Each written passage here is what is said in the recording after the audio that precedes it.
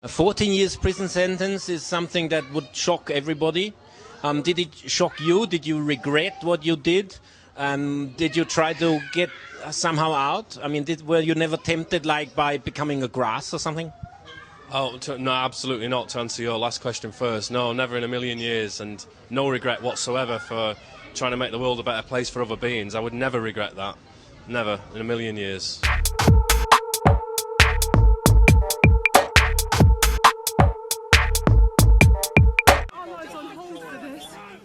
And we will be until it stops. Even if someone gets hurt? Yes. Someone will eventually get hurt.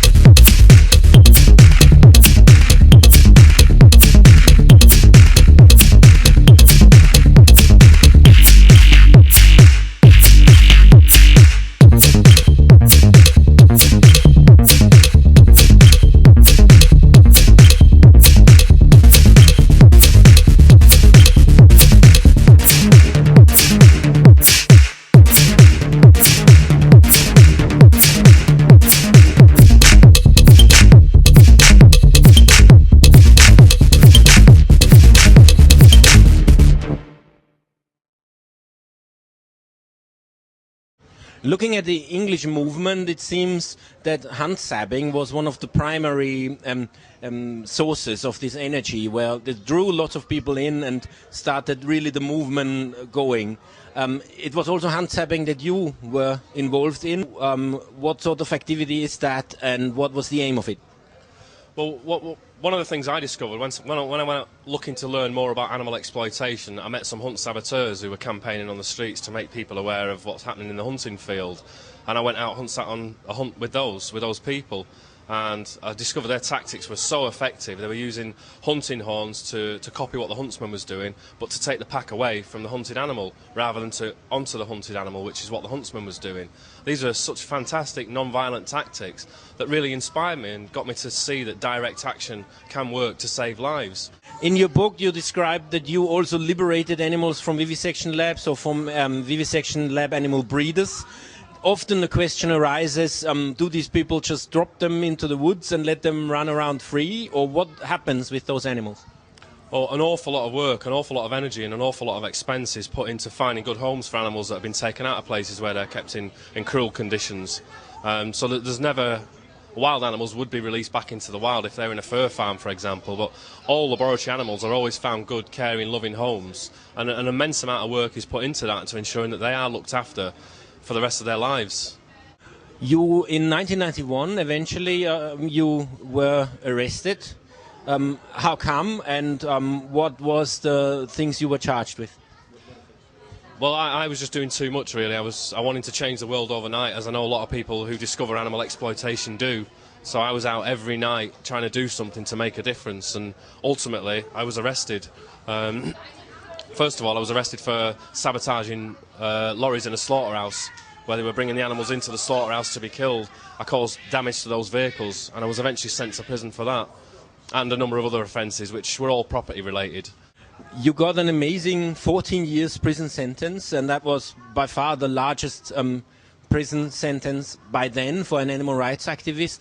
How would you now say, how would you judge that now? Why was that sentence given?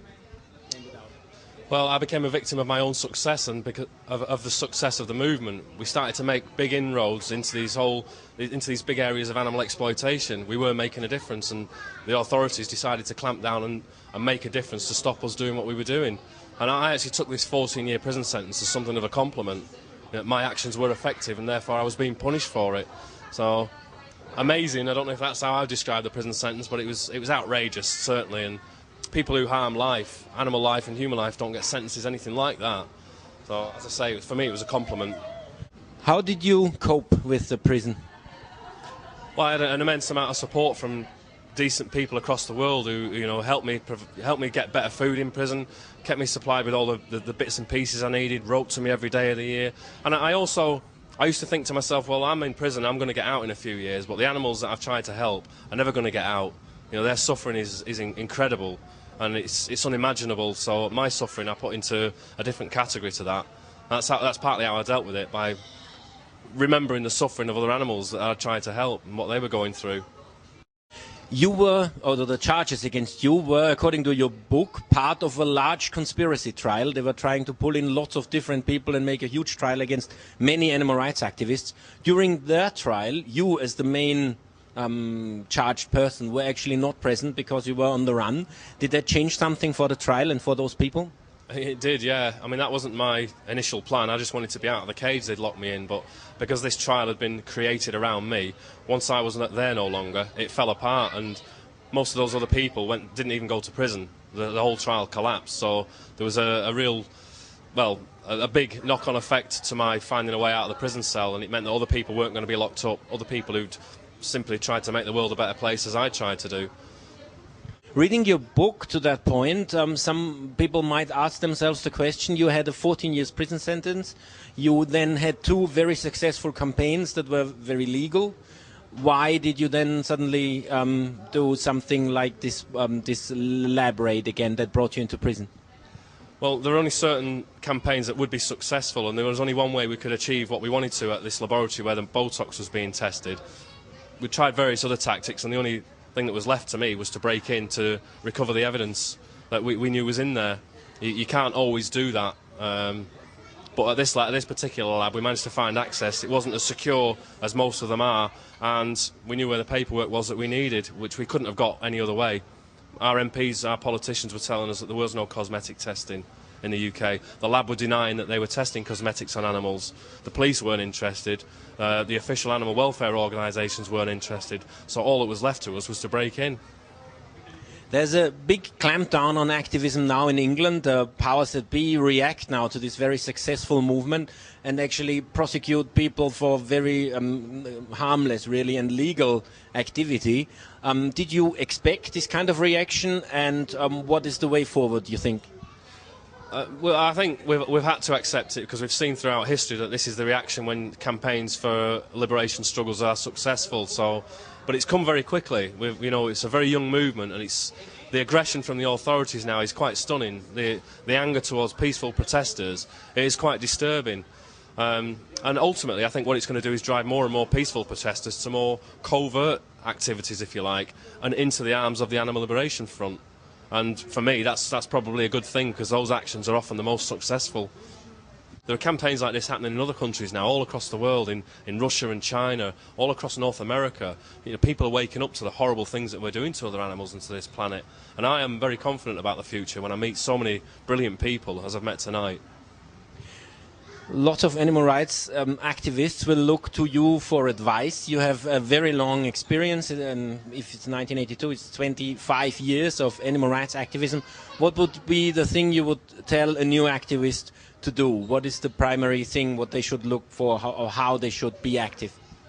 Well, I implore that people believe in what they're doing and believe that they have the power to make a difference. We all do.